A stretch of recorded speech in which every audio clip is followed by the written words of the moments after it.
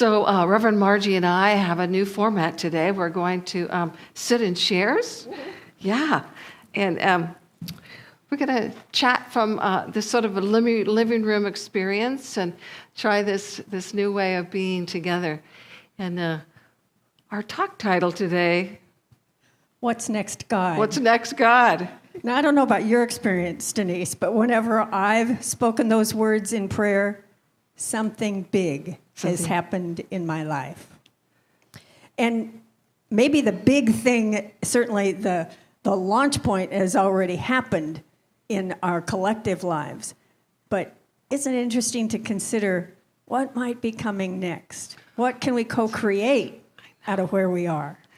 Well, I'm excited, and I know you are too. We've been chatting this week about what's next, and even though it's sort of, there's this polarity, right, of, that there's a pandemic and we're sheltered in and there's people dying and there's this disease, but yet there's something amazing that's getting birthed all at the same time.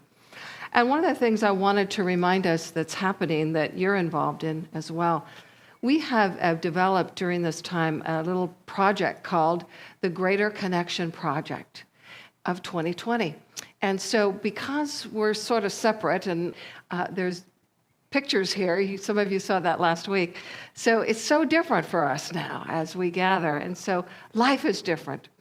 So we're connecting with our membership, and we're calling you every week or two just to make sure that you're okay, our board and our chaplains. If you haven't gotten a call, we want you to contact us to give us your information because we either have wrong information or we just don't have it altogether. So we want to connect with you. We want you to hear that. So there's a few slides Diana's going to show in just a second before we get too much into the talk, and how people are showing up around our community. The Marriott decided, because all of their rooms are empty, right? They're just completely empty, that they decided to share the love. So I think the slide is showing, and it shows they used 64 rooms to turn the lights on. And they did it so that the word love would show, and then a heart about that. So we're showing up with so much creativity and so much love. And then the Salvation Army was out several times giving out food, just on the streets, gift boxes of food to all those that would want it. Then there's a couple that teach ukulele, and they decided to teach their students online. And so that's happening. They're practicing their ukulele online. And then the last one is the Tori Richards organization. They sort of had shut down, but they decided to make masks for our community. So they made literally hundreds and hundreds of masks. I went on to get one, but they said, I'm sorry, we're sort of delaying that. So I think they were overwhelmed because now we're all asked to wear masks. But just a little bit of information to see how we as humans sort of show up. Yeah. And we are showing up in really interesting ways. It's fascinating to me that as our community moves forward in an online environment, for me, the experiences of being together in prayer, being together in the groups that we gather in on our eCampus community, it still feels as richly connected. There's a different kind of intimacy, but still that deep heart connection is available to us. And that's the energy that we'll use to move forward in, I think, really interesting ways in our whole society as this pandemic continues to unfold. Yeah, I agree. So if we were to birth a new reality, a new world, what would the human act like would be a good question. We could talk about that. Yeah. We also invite you, if you're on Facebook, to, in the feed section, you can throw us some questions. Reverend Johanna on the other end is going to send those to us. But I'd like to open with a statement from Richard Rohr. Yes. So Reverend Margie and I found this, and we thought it was so perfect, and I'm hoping you're seeing it online. Richard Rohr says this: sooner or later, life's going to lead us, as it did Jesus, into the belly of the beast, into a situation that we can't fix, that we can't control, that we can't explain or we can't understand.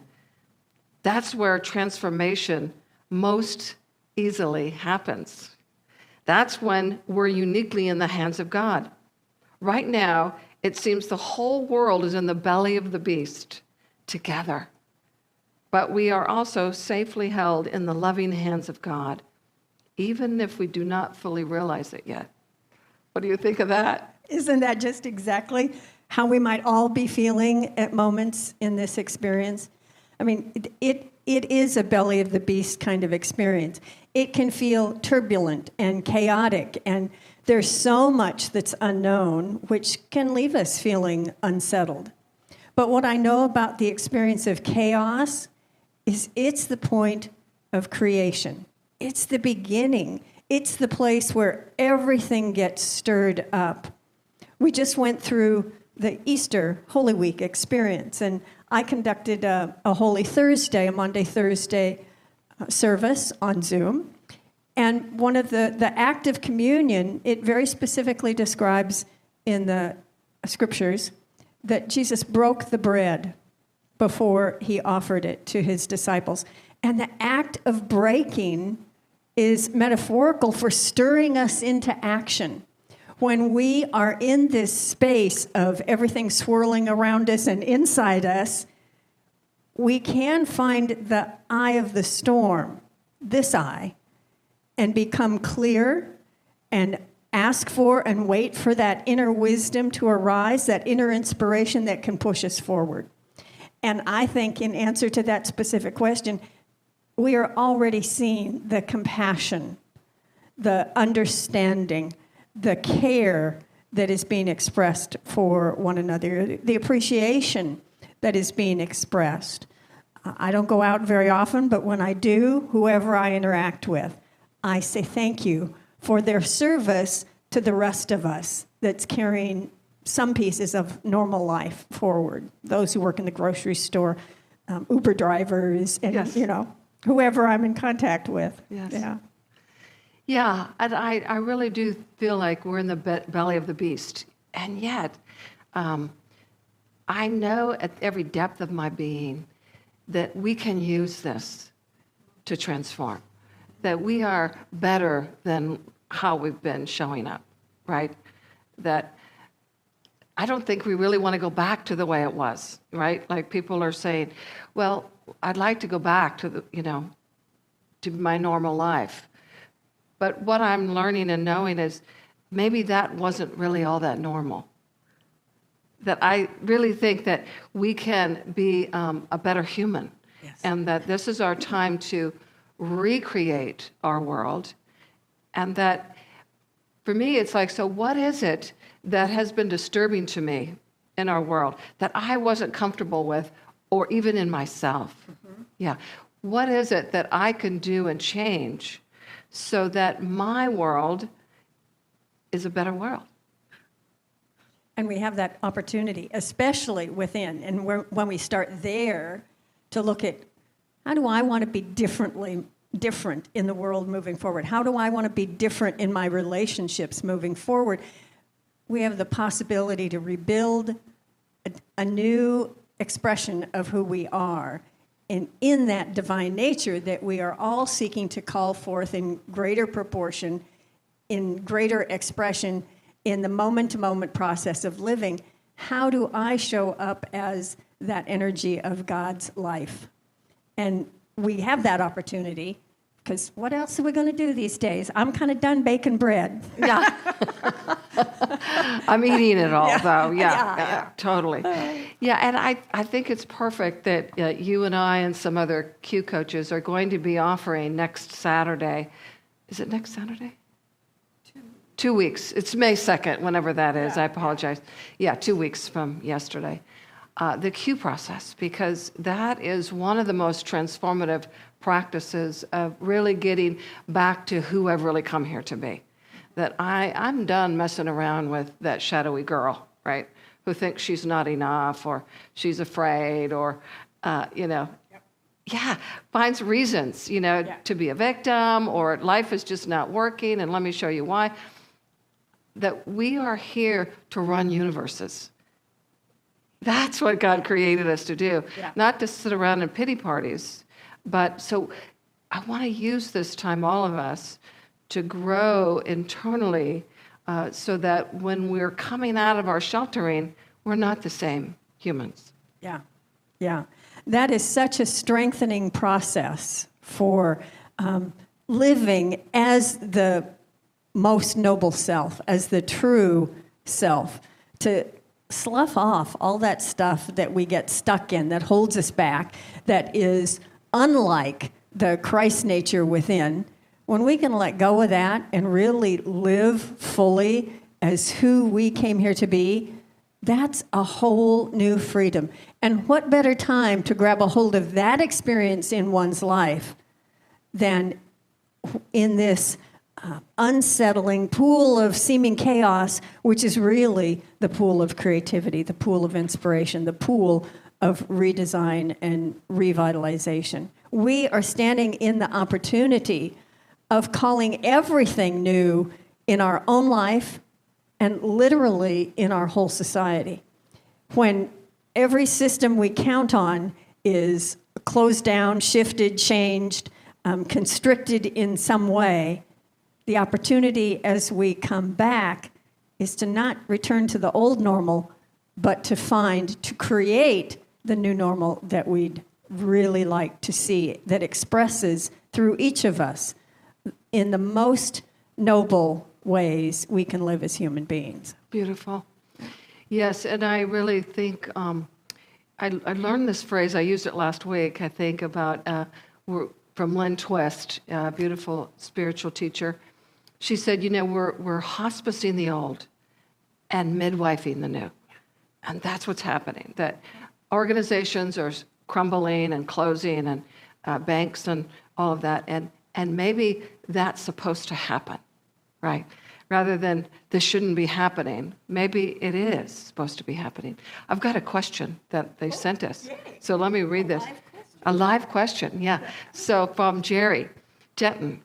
From a unity perspective, should our question be regarding how we respond to the situation rather than trying to figure out its cause or remedy? Yeah. One of my favorite teachers once said that the question why is most often the portal to hell. Yes. Yeah. Yes. And if you've raised a toddler, you know the frustration of the question why, right? Yes. Why is not the thing that solves the problem, but what's next? What next? can I learn? What wants to be birthed in this situation?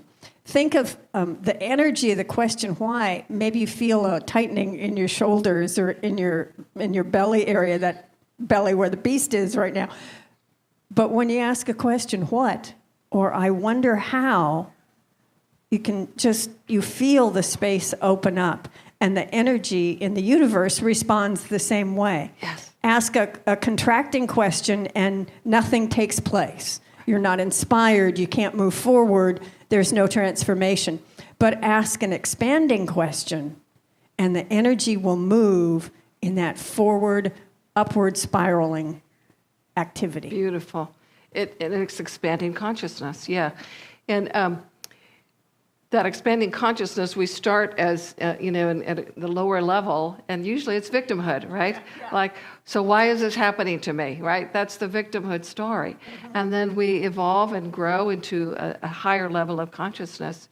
So life is not happening to me, but it's happening through me, right? And for me. And for me, and then as me.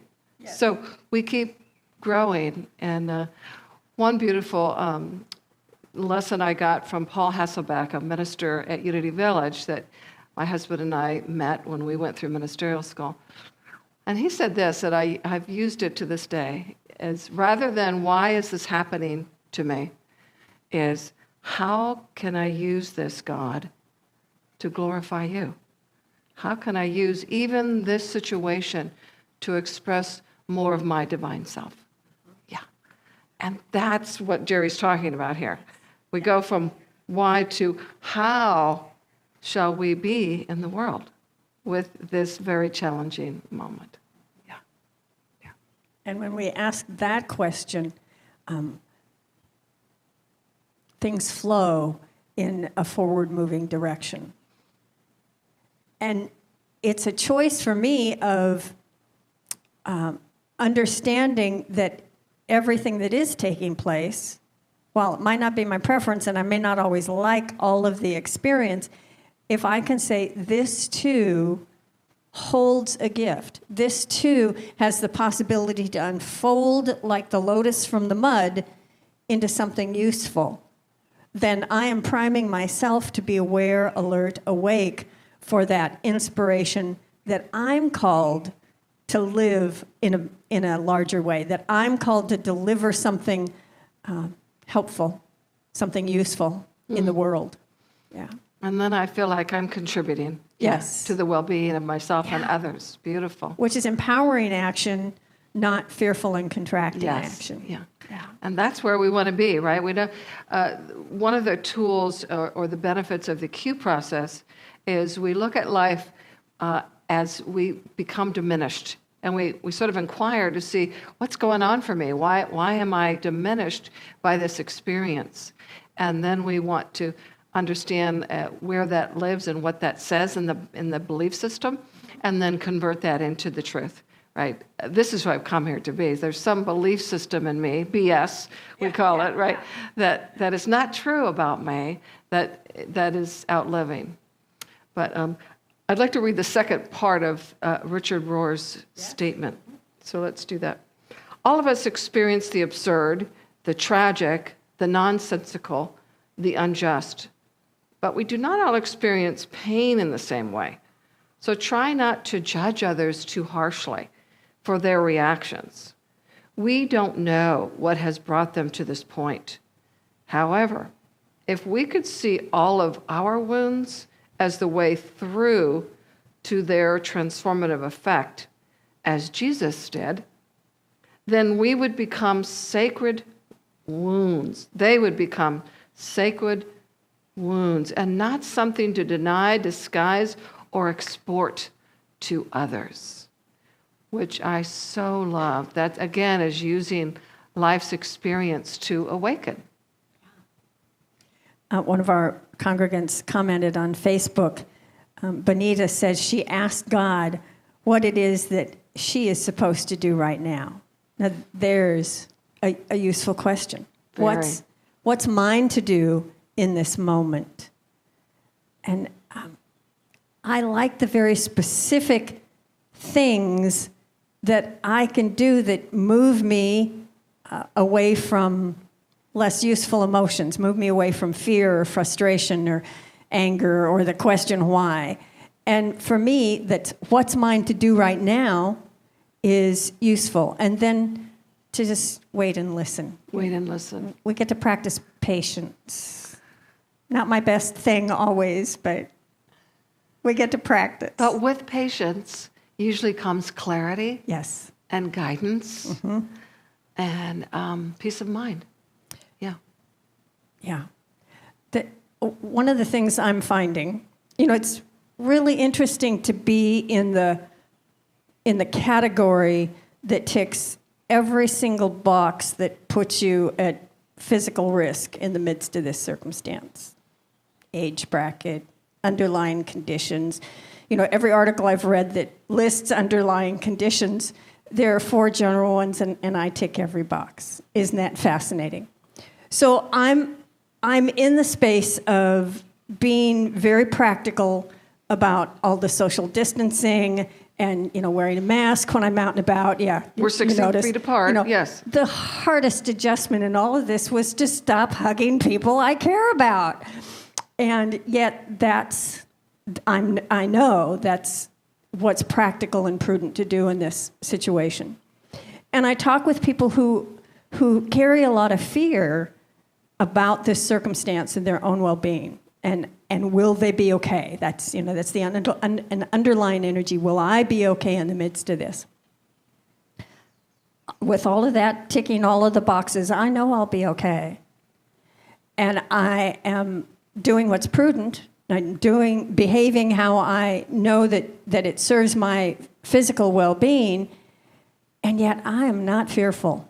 And I think that's been, for me, one of the greatest gifts of the Q process. Yes. Is somehow all of that releasing or becoming aware of, so that I can recognize when I am stuck back in that energy that's not where I'd like to live, that piece of me that would respond with fear, that I can say, oh, look, there I go again. I am still doing that, but I don't have to be stuck in it. I can stroll through the neighborhood without purchasing the condo in the arena of fear. And that's been the greatest. I like that. I'm going to take that one. Yeah, stroll through the neighborhood, but don't pitch a tent. That's been the greatest gift for me of the Q process, is that I am aware when my behavior is less than I would like it to be. And I get to choose, often much more rapidly than in my history, of recognizing, look, oh, there I am again. Now, how do I want to pivot, and what direction do I want to turn into, and what behavior do I want to choose for myself? And I am not experiencing fear in the midst of this circumstance. Good. Even when on the paper list of what's going on with me, I look greatly at risk. Yes. And I don't, other than doing what's mine to do, I don't feel that level of risk that I know many people are experiencing. Because you know who you are. Yeah. And one of the things I love about that is that somehow there is a sense of knowing, of that God is guiding me, and that even though my external world is showing up in a way that I don't understand, I don't know what my next step is, right? I don't know how long I need to be here, right, in this ministry, but somehow with the process, that it sources me and gives me this peace of mind that not knowing is okay. Yeah. Not knowing is okay. I don't have to know everything. That God will give me exactly what I need in the moment I need it, right? Yes. And not before. I'm a planner. I don't know about you, but I love to plan my life. Yeah. And I've had to let that go. And God plays with me quite a bit. And we'll get to work with that one, some of Yeah. us who want the 5-year plan written out. I totally do. Yeah. And I still have it, but I've learned to let it go and know that, trusting that, God is the source of my being, and somehow it just works out. And I know that works out for everyone when we're in that space. When this experience began, you said something that is one of those things that sticks with me, and I repeat very regularly to people. That you said, here you are in a ministry that doing transitional work with us as our lead minister, and everything, the world seemingly turns upside down because this pandemic shows up and shifts our experience out in the world. And your statement that you didn't know at all how to lead a church through a pandemic, but you did know that the infinite wisdom and intelligence of God within would do just as you say, deliver up what you need to know when you need to know it, and show up moving you in the direction with confidence to lead this community, to be clear in your own life, to decide what works for you and your husband, Reverend Larry, right. as we are all in circumstances that this is not where we thought we'd be a few weeks ago. Yeah. And it's a letting go, isn't it? It is. It is such a letting go of disappointment, of how we thought it would be, and how we also the fear of the future, right? Yeah. So that's the practice now, is to be present with here and now. And there's no greater gift, truly. It's really all we have, is the present. Many of us are really grieving that which we think of as lost, the experience of life as it used to be a month ago. Has it been that long? Yes, it's been at least a month. It's been a month since we closed campus and everything shifted. And as we have sheltered in place and taken, we are living in a different way than we did a short month ago. A lot of us are going through a grieving and a mourning of what was that no longer is. and we haven't yet faced fully in, and we still are in the place of the mystery, living in the question, Yes. the not knowing, which can be unsettling. And yet when we center into that space of truth that where God resides within us, we can shift that energy of not knowing to that question, that open question of what's next and what's mine to do, which can alleviate some of the stress of the not knowing. And you can also decide to do like my friend Reverend Levitt, who is still deciding at whatever age he is, he's basically a fifth grader, with that sense of wonder and delight in the world, and to live in that energy to say, well, golly, I wonder what God has in store for us next. Yes. Because something big, if this is where we are now, something amazing is coming. Something amazing. Something amazing. And we got to be ready. That's our work, is to get ready. Yeah, absolutely. And to be ready to be part of that change. Yes. Yeah. To be the change, right? As Gandhi says. Yeah, exactly. So there's one more thing here I want to share from Richard Rohr to finalize our time together. The genius of Jesus' teachings is that he reveals that God uses tragedy, suffering, pain, betrayal, and death itself, not to wound or punish us, but to bring us to a greater identity. Identity, that's the key word. Unless the single grain of wheat loses its shell, it remains a single grain, from John 12:23. The shell must first crack for the expanded growth to happen. In such a divine economy, everything can be transmuted. Everything can be used, and nothing is wasted. Thank you, Richard Rohr. Yeah. There's a Buddhist story that when a pot is broken and mended, it's much stronger for the breaking and the mending than it was before. And if we feel like we're breaking, and yet we can trust in that inner presence, draw on the strength that is already present in us, we don't have to go searching for anything. Everything we need is truly right here. We are to remember the truth of who we are. And when we can grab a hold of that and mend whatever we think may be broken, then we are stronger in the experience moving forward. Beautiful. The scripture, and of course it's the kingdom of heaven is within you, which is what you're talking about. Yes.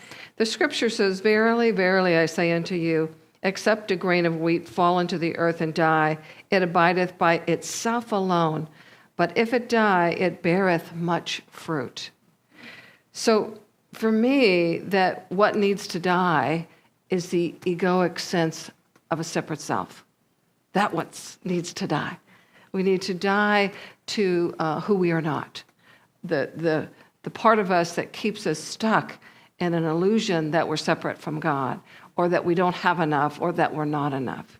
Or we don't know what to do next, right. Specifically. Or right. So letting all that go and trusting. Yeah. The kingdom of heaven is at hand. Was there any other comments from the people? Just that somebody, Benita again said that she is finding she can let go of that fear and anxiety when she connects to the truth of who she is. There's one more thing here from Jack. Do we think the coronavirus is a random or unintended event? And if so, do we believe that God is using this, like many other events, to bring about a growing consciousness in us as humans, even if some of us end up leaving this earthly plane? Great question, Jack. Yeah. We've been talking about that a little bit, and I don't think in God's world there's any accidents. Yeah. That we can use this, and it's not meant to punish anyone.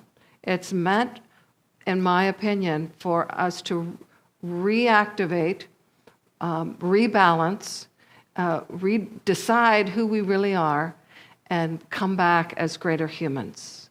And so that's how I see it. How about you? Yeah, I work really hard to depersonify that which we call God. And I often use other names for it because I grew up in a traditional Christian faith that gave me an image of God as this powerful human-looking fellow with the white beard and the white robe and sitting on a throne. And when that's my image of God, then I can feel like this experience or any other experience I'm not really liking very much is meant somehow to be against me, that I'm a victim of the circumstance of this situation. But if I see God as an energy, the quantum field, if you will, the field of intention and all possibility, then what I recognize is any circumstance, a pandemic or anything else that's occurring, is simply within the flow of human life experience. And God is that energy that allows me to step above or beyond or transcend the human experience and contribute something useful in the midst of it, to decide how to live from that divine self, that divine energy within. Beautiful. Yeah. So beautiful. Thank you. We have some more questions here, but I'd like to take those after our service. Yes. As we're going to go to Zoom, so please join us afterwards. And I'm wondering, Reverend Margie, if you'd be willing to close us in prayer Absolutely. after this time. Absolutely. I'm going to step off stage, and you can stand right in front. So I invite you all to just take a deep breath with me. And know that that breath is the pathway to connecting deeply with that essence of the larger energy that you are.